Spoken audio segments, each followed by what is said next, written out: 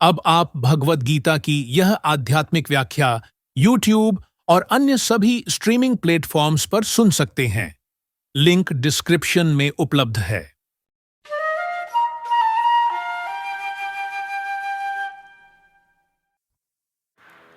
Shrimad Bhagavad Gita chapter 5 श्लोक 17।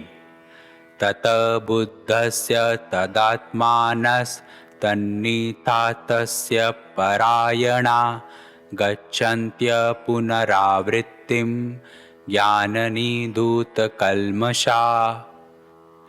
जिसका मन परमात्मा के अनुरूप, परमात्मा के अकॉर्डिंग है, जिसकी बुद्धि परमात्मा के अकॉर्डिंग है और जो अपने आप को परमात्मा में ही समझ रहा है, वो इंसान अपने ज्ञान से पाप रहित होकर, मतलब वो अपने सारे पापों को खत्म करके ऐसे धाम में जाता है कि जहां से वो वापस ना आए।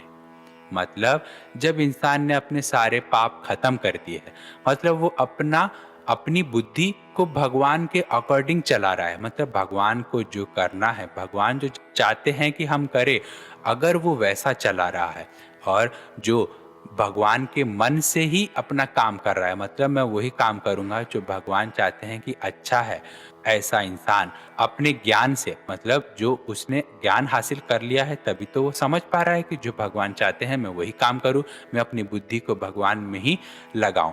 ऐसा इंसान अपने ज्ञान से अपने सारे पापों को खत्म कर देता है, पाप रहित हो जाता है। फिर एक बार इंसान का पाप खत्म हो गया, तब उसका वापस बर्थ होने का कोई चांस ही नहीं रह जाता है। क्योंकि हम बर्थ लेते हैं तो कुछ न कुछ हमारे कर्म बचे रह जाते हैं, इसके वजह से हमारा इस दुनिया में वापस जन्म होता है ताकि हम उस कर्म को ठीक करें।